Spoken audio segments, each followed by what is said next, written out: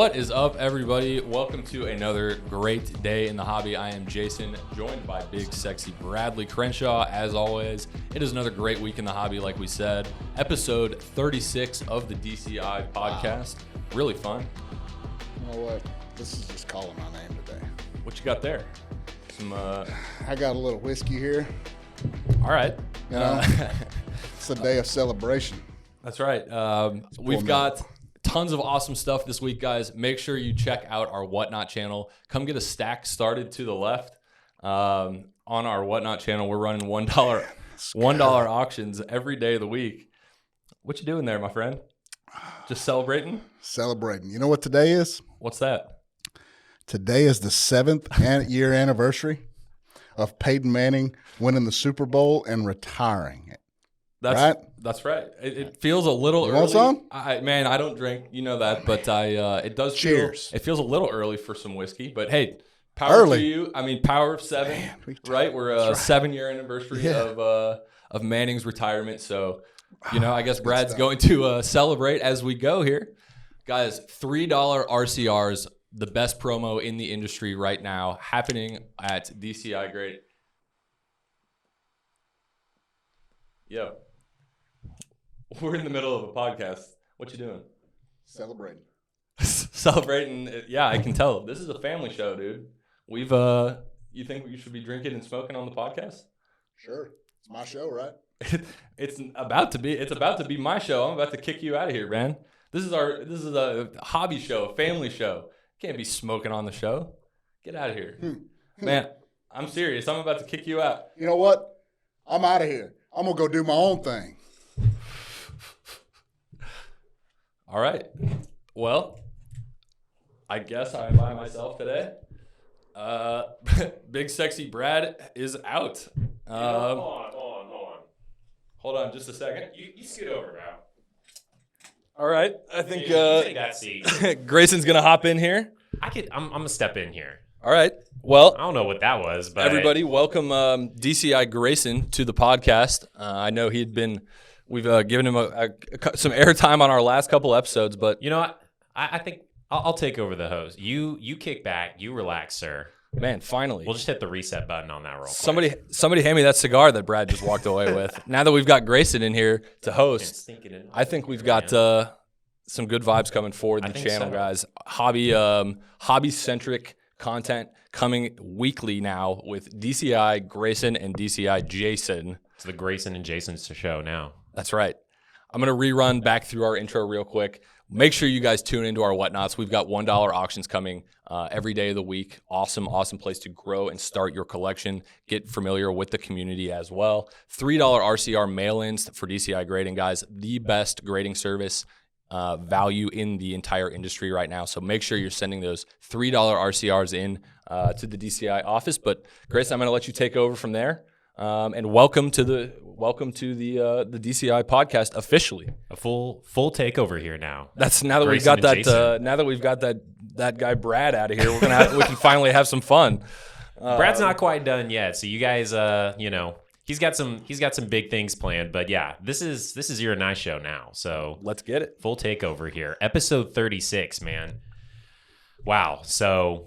First off, good intro there. Like Jason mentioned, guys, make sure you check us out with the RCR Farewell Tour, $3 mail-in RCRs. If you live local in the area, you can also drop them off for those $3 drop-off orders as well. Like Jason said, best value in the hobby there, and you got to check out our Whatnot for sure. You and Brad are both running some streams this week with a ton of not like just random singles or whatever, fresh product coming out of fresh cases. You've got some baseball coming through, I believe, today and like in a couple days from now. Brad's got like hockey and WNBA and WWE. So, I mean, just tons of absolute bangers rolling through on our Whatnot. We're having a lot of fun with it. Like you said, we've got constantly refreshed products that we are, staying on top of as they hit the market to, bust cases worth of to get onto the channel to put these new products into people's hands at that affordable price.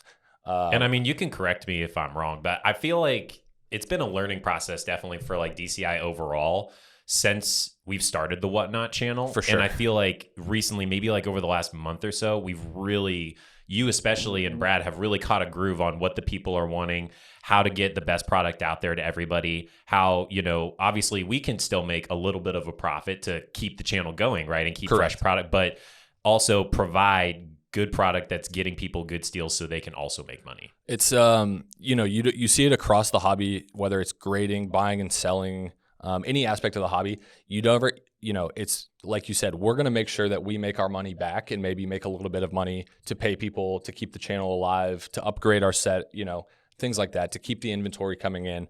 But at the same time, we're not sitting there trying to squeeze every penny and every dime out of every single that comes out of every case. Every card's going for $1. We don't have the time, the resources, any of that. It's just not worth it to us to maximize, for an extra $1 here and there. What we do see is beneficial is growing this community where we can get 85% comps consistently and let our customers then have room to go and make money on their end to come back and see us. So it's been really awesome. We've definitely hit our stride. I know Brad's got 6 cases he's ripping this weekend. He's ripping 6 cases of wax and watching the Super Bowl. So, a true celebration of a weekend for Brad. But all of that stuff is going to go straight on to Whatnot. He's got some awesome channels, streams planned at night. I'm going to be doing more of the midday to afternoon streams. 2 great communities. Awesome times in both streams. So make sure you guys check it out. Absolutely. Check out our Whatnot at DCI Grading, guys. Building that following. Tons of streams going on a weekly basis now, both with DCI Jason and Big Sexy Bradley Crenshaw. So great stuff there. Awesome. Really, you guys got to check it out. I think we have one of the best channels on Whatnot, especially if you want to get good product and still be able to make, profit on your end of it as well. I don't think there's any better place on that app right now. And it's fun. Oh yeah, and it's a ton of fun. You're both a great vibe to hang out with. I feel like some people, they're not really the personality for a Whatnot stream. You got to be willing to, interact with the chat and have some fun with it. And I feel like you guys both do that really well. So I agree. We always joke with some of our regulars that people come for the cards, but they stay for the jokes and they stay for they get to stay for hanging out with us. So we always have a good time. But make sure you guys check it out.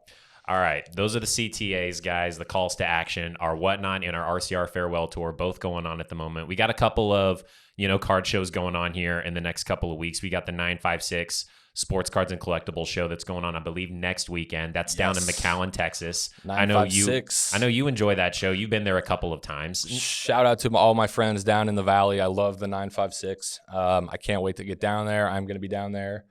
We are doing $5 RCRs, $12 slab submissions all weekend long at the 956 card show. Going to be a blast. And I don't know if it's the week after, near the end of February, we'll also have the SA Collectors Expo. We'll probably talk a little bit more about that one in the next show, but those are the next 2 shows that DCI's got coming up next to you guys. The 956 will be next weekend down in McAllen, Texas. So look into that one. I believe they've got a Facebook page where they're doing a lot of updates about the show and stuff like that. So check them out, guys. All right, we have got a ton to talk about today, Jason. That's right. In terms of both kind of sports and hobby related. Busy last 48 hours, let's say. Seriously, because perfect for the podcast. We're recording this on NBA trade deadline day. This episode, right. So you and I, we obviously, we have topics planned out for every podcast episode, early on in the week. So that way we do our research and we know what to talk about coming in. But we both woke up this morning and holy cow, Kevin Durant is now a Phoenix Sun. That is a big one. So I think we got to obviously talk about that one. We'll also dive into Kyrie Irving heading to the Dallas Mavericks. Those are kind of the 2 big trades that have gone on over the last 48 to 72 hours or so. I'm sure there's going to be a couple more even after we're done recording this podcast episode that, we may touch upon next week. But I do want to talk about this one because I feel like the trade deadline across all sports doesn't really, I feel like, get talked about too often in terms of its impact on the hobby. But I feel like in terms of mid-season impact, this is probably the biggest day where you can really see a surge in some players' prices in terms of, just the hype around them going to a new destination like Kyrie in Dallas and now Kevin Durant in Phoenix. Yeah, it's a good point. Obviously, when you have a guy as talented as Kyrie, right, or Kevin Durant for that matter, the best scorer in the pure scorer in the NBA, he is going to make any team exponentially better as soon as he gets there. No doubt. So to put him on a team that already made the Western Conference Finals last year in the Phoenix Suns is going to be fun to watch, right? Chris Paul, Devin Booker, and all their young core. They instantly become the favorite in the West, in my opinion. I know they lost a couple of guys like Cam Johnson Sure. and a couple of picks and things like that in the Kevin Durant trade, but overall, I don't think really those guys that are going to Brooklyn, really you're going to see, I feel like, too much of a surge in terms of their prices. But obviously Kevin Durant now kind of getting a bit of a, not like a like a refresh in terms of just the potential of what could happen now with his career especially the rest of this season, to see what he's able to do in Phoenix is certainly exciting if you're a Kevin Durant collector, I feel like, right now. Absolutely. And I'd say the most value, whether and now that I say this, it may not be true, but the Kevin Durant, like the most value in that trade, in my opinion, is actually going to surround a player that wasn't involved in that trade. And I guess it kind of ties back to both these trades a little bit. But anyways, let's just say, Kevin Durant leaves Brooklyn, and now they've lost most of their offense. Okay.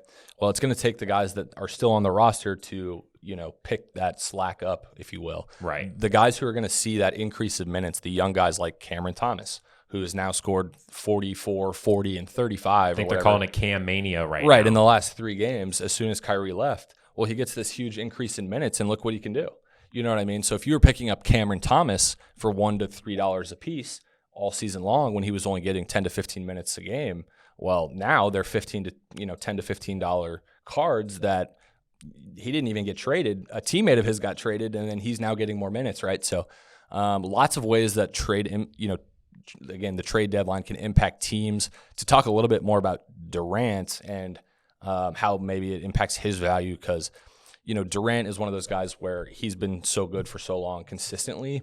He's never going to really go below a certain point, right? His floor has kind of settled in at a higher number than a lot of players who are maybe still people still prospect on.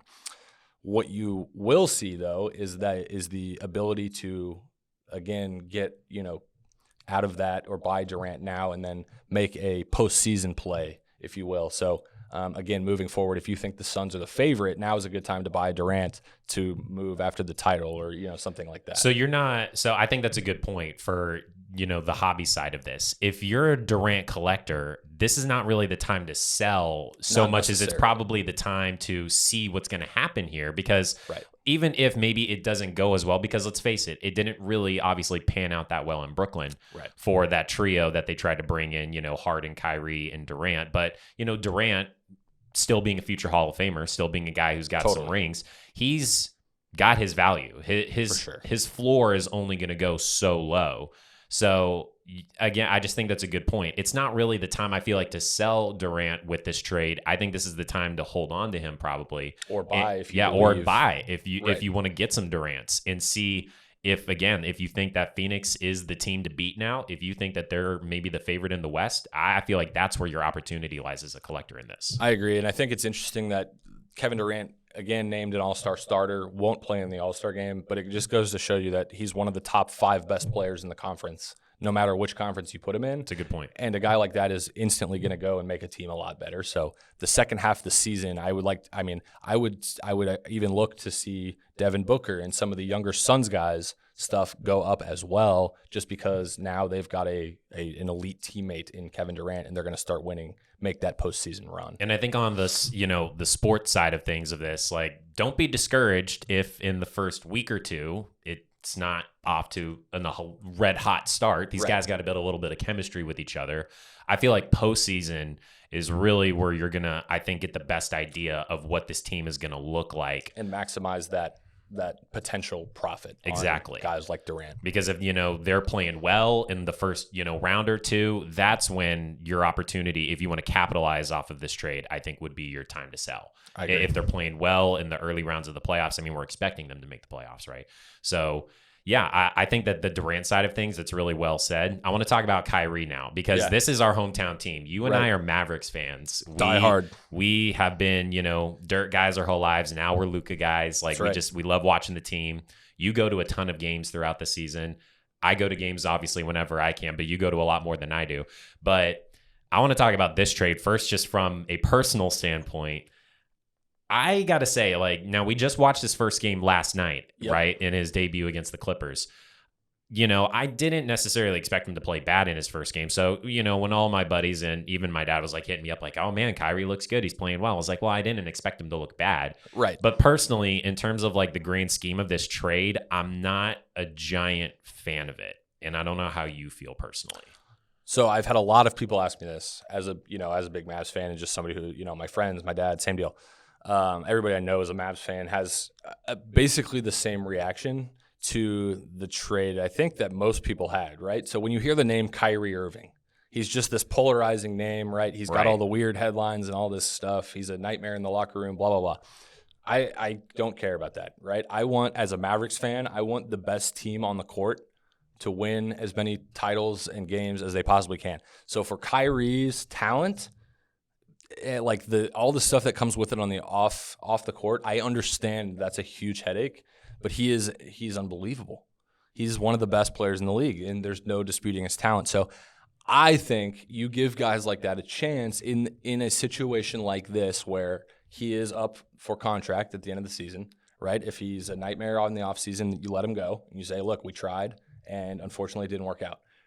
When you have a guy like Luka, you know, and you hear this, Luka's doing it all by himself. He needs help. Luka needs help. Well, they're going to give him help, okay? This is now the franchise showing Luka they're committed to him, right?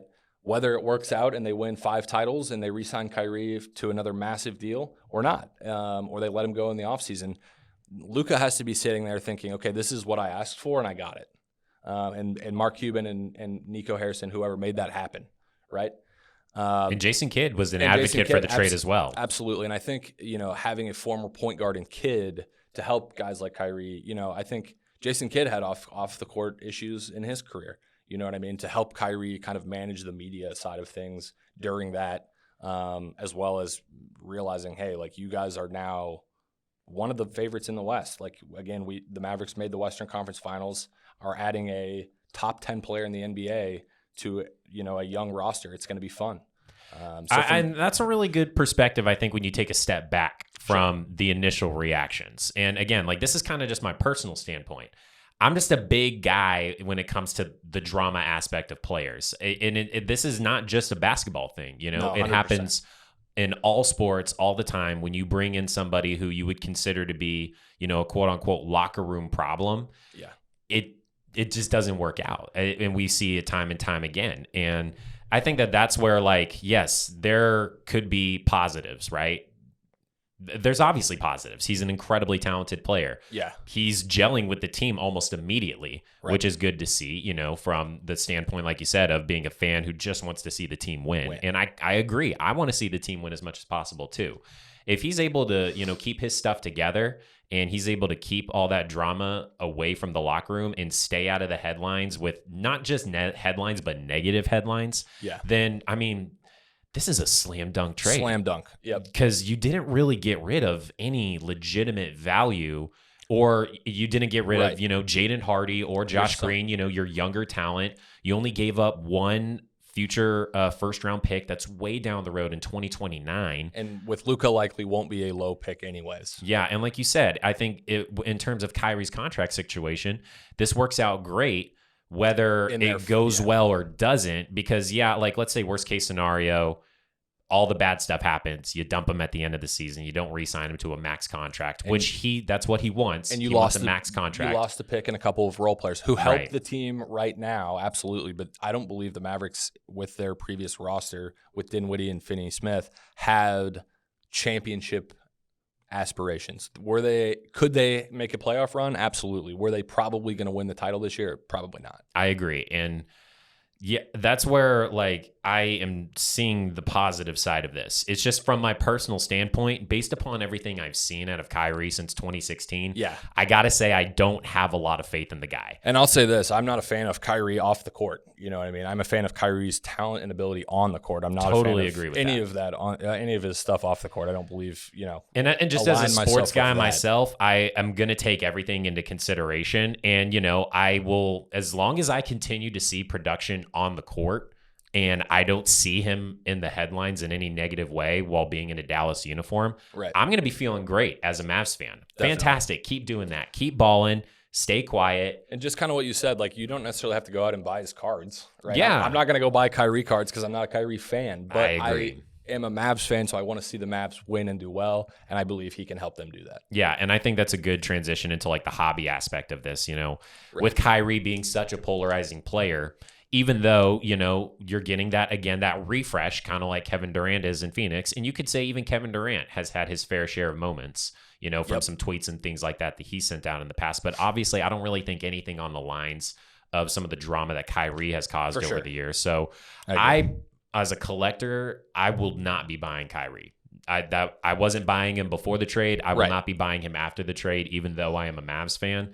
And it's just because he's it's just the drama that has major impact on a dude's cards and people being willing to also like him and being willing to also pay and invest for him. If you want to go in on Kyrie right now, I'm not going to blame you. Like you probably know better than I do. And I'm more of a football guy, not even basketball. I like my guys and that's about it. But yeah, me personally, again, I'm just not really buying any Kyrie right now, and I don't plan to.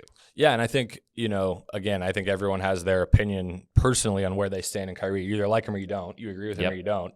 So, and some guys, whether or not you think he's good or not, really is, he's objectively a very good basketball player. Mm-hmm. And again, like the hobby aspect, you could probably, say a bad headline comes out. Well, Kyrie stuff's going to go down. You can get, pick it up. It's not impossible to flip and make money off of Kyrie Irving, right? Right. You can make money on anything, flipping anything, buy it at the right price, okay? But, yeah, and if you're a huge Kyrie fan and you don't care about any of the off-the-court stuff, go buy it. Great. You know what I mean? Do it your way. But totally. I agree. Like, for me, no interest in collecting his stuff. But, again, want to see the Mavs do well.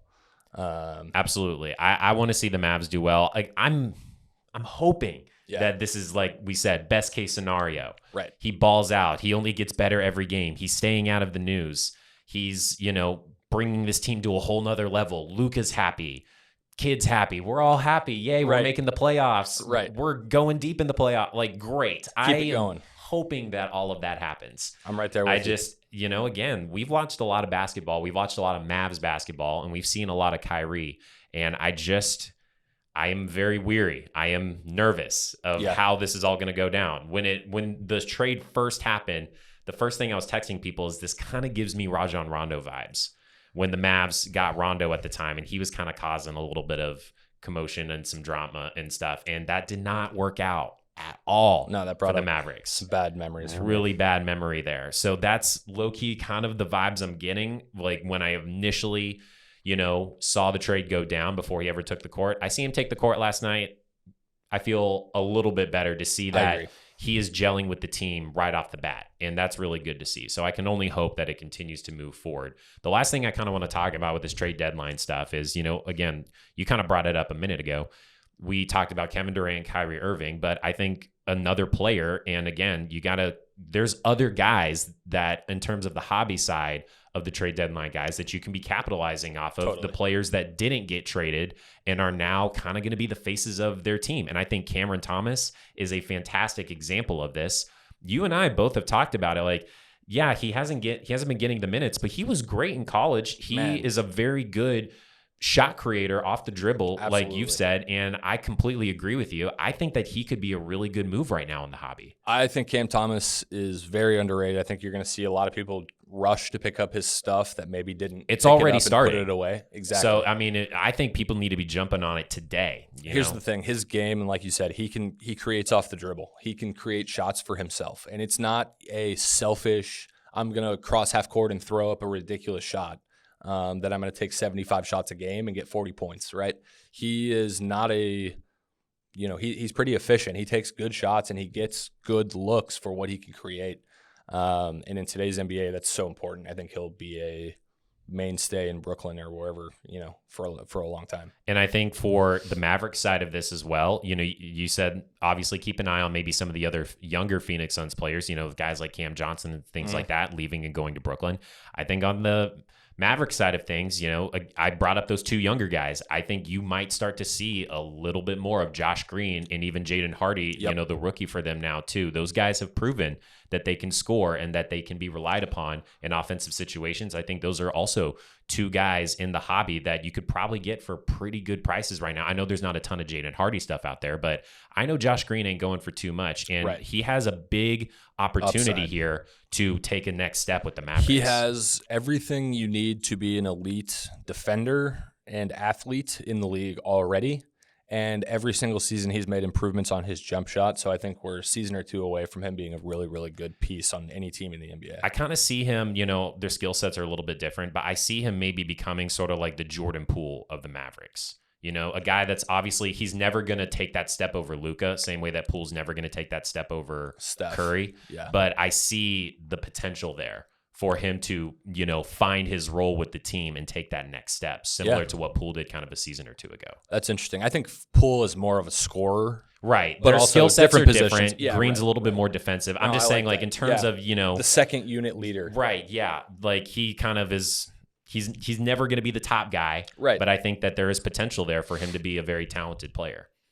So, man, that is a good point. I agree. That is a lot of trade deadline news. The NBA trade deadline, the NBA in general, always just it's what do they say? Never a boring afternoon. NBA. Yeah. The NFL and the NBA trade deadlines. I know baseballs can also be pretty active, but I'm never disappointed. It's Every always year, fun. Exactly. There's always big a really shakeups. Big fun trade, at least one. That And goes down. Always leads into the All-Star game, which is All-Star weekend, one of the best weekends, always with a dunk contest, 3-point, all that. NBA is great.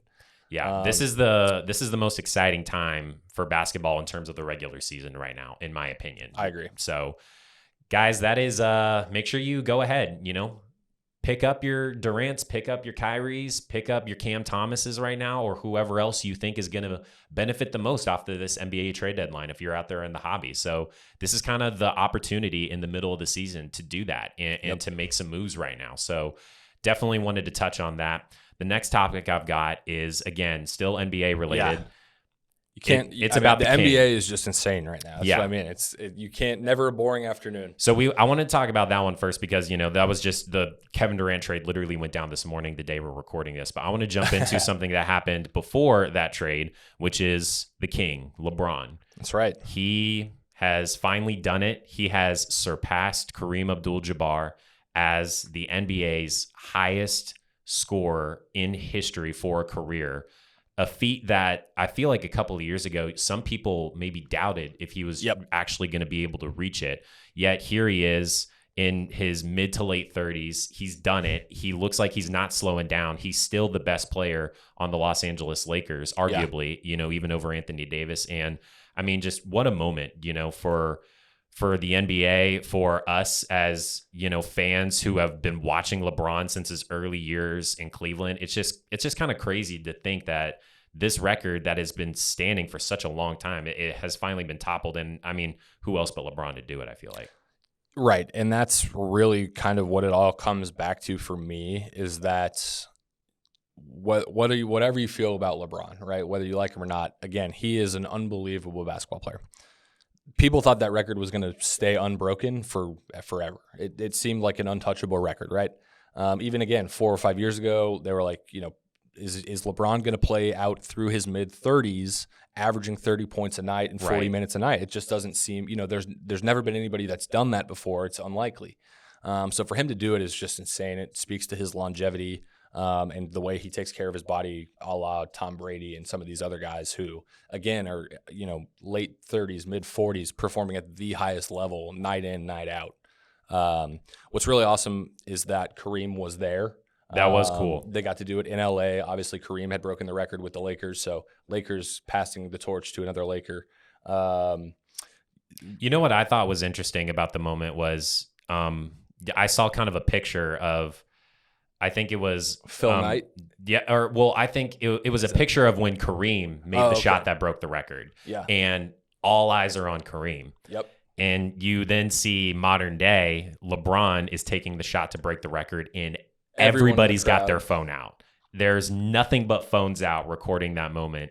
And, although like that kind of breaks my heart just a little bit as a sports fan, I've always been the guy to not really want to try and record at a game. Right. I always like to experience things, with my own eyes in person and just feel that moment as much as possible. But at the same time, like, I don't blame anybody who was Right. at that game. Like, but that's just kind of cool It to is. think about. You're living history at that point, right? And Right. it's one of those, like, we're probably never going to see LeBron's record broken, right? Right. It has been immortalized now in Right. about 15 to 20,000 iPhones. Exactly. So it's kind of crazy. So to be, and also just to say, hey, I was there, and to have that experience. Everybody was at that game. Yeah, I it's mean, awesome. Jay-Z, Denzel Washington, Floyd Mayweather, like all the famous people were there, Definitely. obviously, for it too. It was cool that Kareem was there to share the moment with him. Yeah, and I thought they did a nice job, honoring Kareem, but also making it more about LeBron, and then having LeBron's family there and all that. So I think they did a good job. There was a lot of fanfare, but again, for a moment that's special and so like It's kind of hard to uncommon. avoid, Yeah, in exactly. today's. It's kinda what you It's had kind to of hard do. to avoid in today's world. I thought it was well done. I think they could have done a lot more, Yeah. and I think that a few years ago they may have done less, but I feel like if it couldn't have been, it's public knowledge, right? Sure. Like we knew it was probably going to happen that night.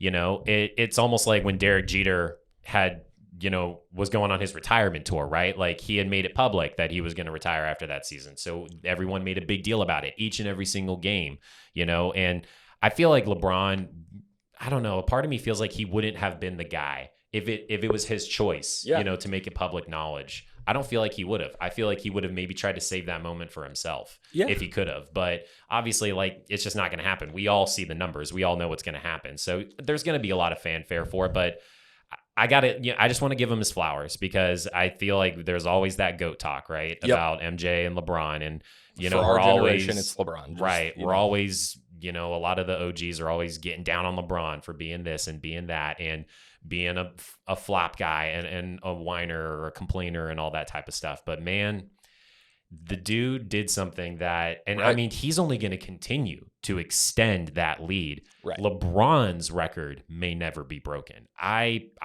really, really question. I mean, like I said, he's just, I mean, for the rest of this season, who knows if he plays next season? Like that's maybe never going to get broken. I agree. One last thing about LeBron's record.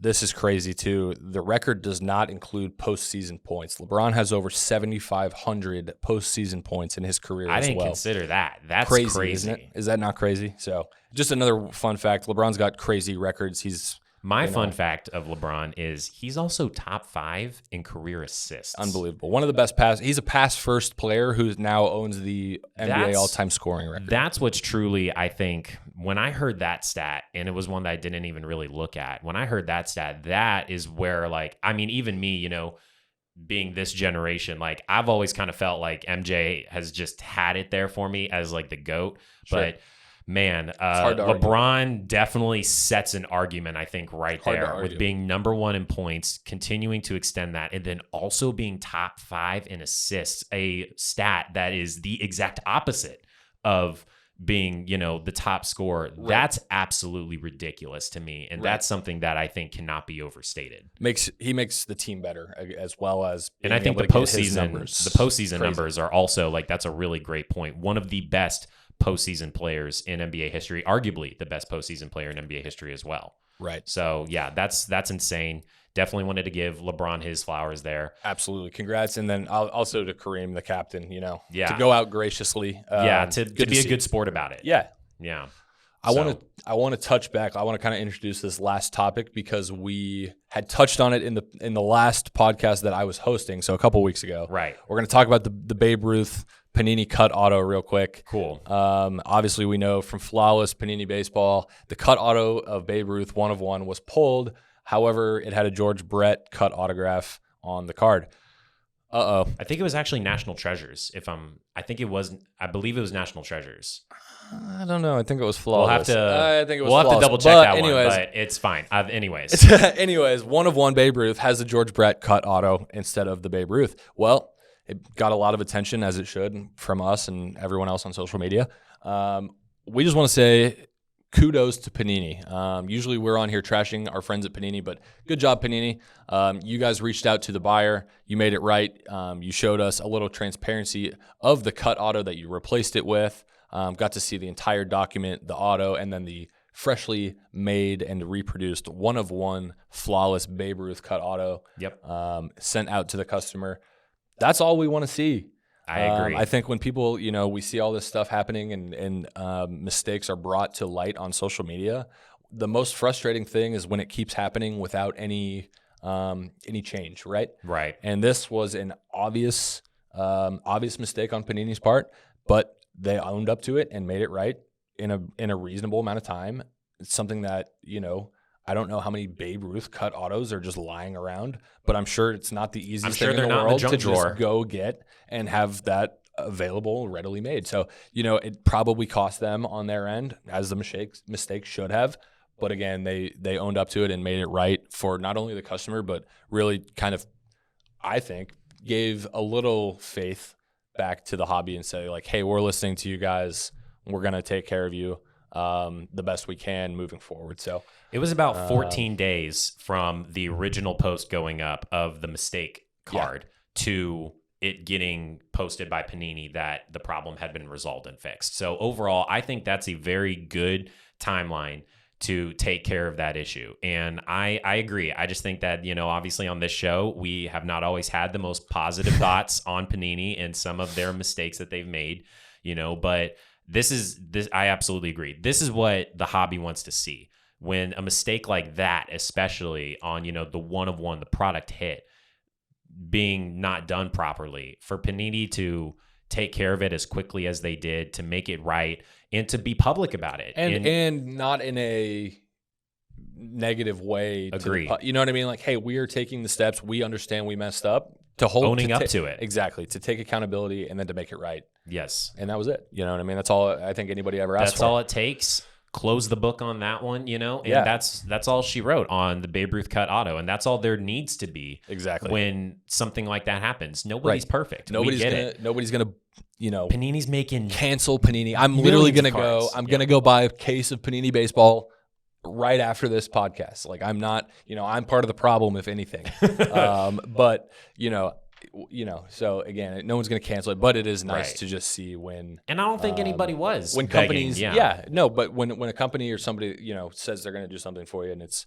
when they, it's nice to see it delivered upon. More of that, Panini. Agreed. The people, the hobby, they want to see more of that. Up. 2 thumbs up on that one. 10 out of 10 on, taking care of that issue. That's all we're looking for out here, is when something like that happens, as long as you're public about it, you, like you said, take accountability, you fix it in a timely manner.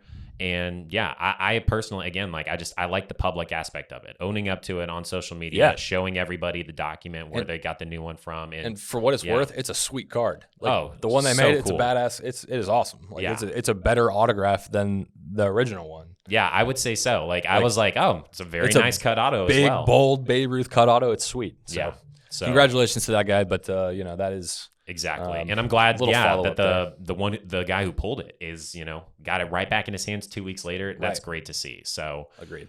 Shout out to Panini on that one. Another shout out to Panini on our final topic of the show. Yeah.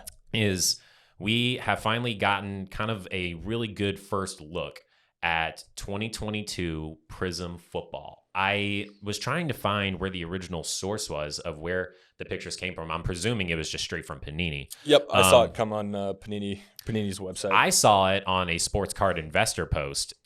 So, everybody, I think, kind of got their first look at it. But we have finally gotten, and, obviously we'll show it here on the screen, but a really good first look at what 2022 Prizm Football is going to look like, the design for it. And they showed multiple different cards. They showed with the Color Blast, the manga, the RPA. Flashback Prisms. The Flashback Prisms. They showed what everything is going to look like for the 10-year anniversary set of Panini Prizm.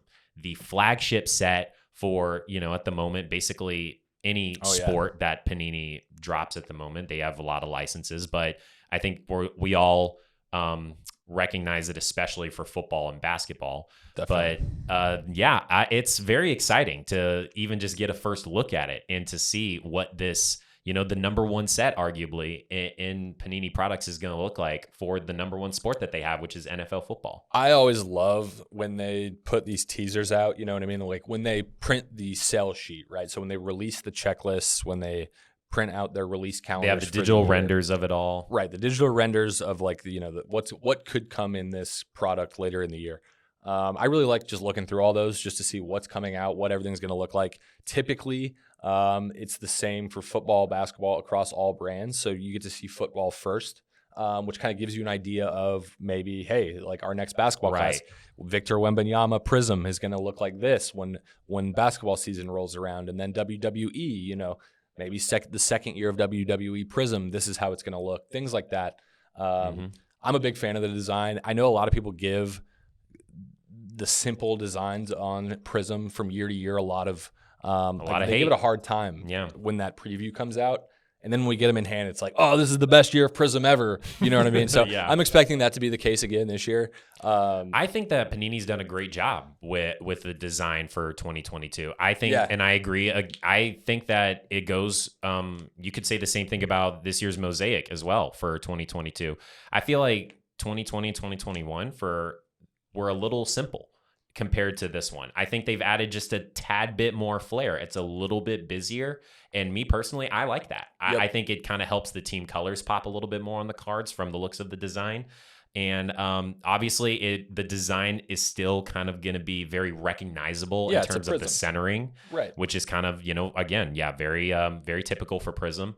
But I like the design personally. It's got just a little bit more flair than the last 2 years have. Yep. And I personally am a fan of that. On the preview, and we'll put it up here on the screen, you can see on the design, there is a lot of what looks like to be just blank space. And now this is common again. Every year they put Prizm out, people say, oh, look how much blank space there is, or look how big the borders are around the edge. Look how much is just like the solid color, right? Right. I argue when those come in, when like you see those cards in hand, you want that. You know what I mean? I understand like the idea of the concept of like, hey, I want it to be busier and I want to have stuff. And I agree. I want it not to just be a solid color. Yeah. But at the same time, when I pull a gold, I agree on the base card is whatever. But when I pull a gold of that card, of that design, I want it to have as much gold shine as I can, I hear you. And so I kind of like that the solid color is one of the main focuses, because I think it's going to bring life to a lot of the low numbered parallels and stuff. I think it's going to make them like really badass compared to the base. Yeah, but I also like, on the 2022 design, again, compared to 2020, 2021, is that I feel like 21 and 20, it was kind of just the border. That was it, right. And then you had the frame in the middle. This year, or for 2022, you got like a little bit of some extra designs and lines going on the corners. And there's also kind of those lines that are going on the left and right side of the portrait of the player as well. That's just those little touches that I like. It's going to help bring a little bit more color and just a little bit more flair to it. But also, we both mentioned how we were excited about this because it's the 10-year anniversary. It looks like that flashback Prizms are going to be very prevalent in this set, hopefully, in that they're going to have a lot of the 2012 designs in there. And I think that is probably my favorite part about this entire set. They did that in basketball previously as well. The last couple of years, I'm a huge fan of 2012 Prizm, the first year Prizm. A lot of guys will consider it, if they're a veteran in 2012, that's their Prizm rookie, right? I can tell you for a fact that the Tom Brady golds and one of ones from the flashback set from this year are going to go crazy, because it'll be a 2012 Brady Prizm. Yeah, when he's in his Patriots uniform, but you can now get gold Prizms and the black one. They'll probably have his Patriots and his Bucks uniform. I bet for it. Yeah, and they're gonna be sweet. So I think that those are gonna be so cool. I am I think looking forward to you're it. Absolutely right. And those ones, lots of extra space on the flashback Prizm. So those golds are really gonna shine. Definitely. Those black one of ones are probably gonna be super clean. So definitely, and they still keep the color blast very true to its design. The manga doesn't look like it's gone through too much of a change. I'm pretty happy to see them bringing that back. I think that's a very cool SP case hit to bring back as well. And we will definitely be reviewing some probably on the channel or on Whatnot. Yeah, no doubt. We will have it all in to do a preview for you guys as well. So make sure you tune in for that and any upcoming content we have. If they bring up any other previews or, bring out any other information, we'll probably touch on it as well. Absolutely. But just really cool to get a first look at, the flagship set from Panini's flagship sport in, the NFL. Maybe the premier product in the hobby, right? That's what people want. Exactly. So definitely wanted to touch on that. Exciting stuff from Big Panini. Week. Yep. Big week in the hobby, man. Huge week, man. Guys, again, make sure you check us out on Whatnot at DCI Grading. We have a ton of streams already up on our page for the coming weeks. That's all fresh product coming out of fresh cases that you're going to be getting on there. $1 a card start price on everything. Doesn't get better than that. Golds, and if you're one lucky, of ones. I mean, I know you're about to literally walk out of here, go rip a case and then put it rip on a Whatnot. case Literally, and bring that's it what we on do. Whatnot.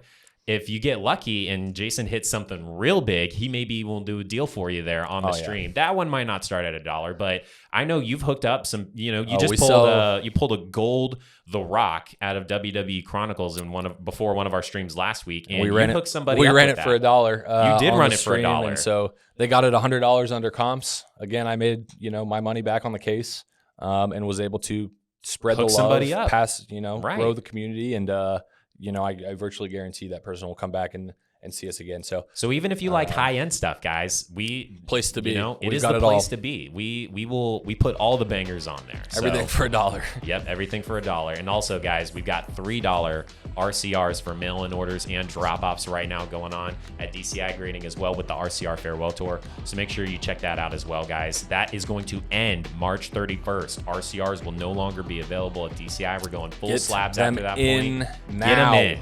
People They are are already going away. them in. They're going away. Best You wanna get 'em value in the grading industry. Send them on in, guys. No doubt. All right, guys. That's Jason Dardick. I'm Grayson Ouellette. This was DCI Podcast, episode 36. We'll see you next time. All right.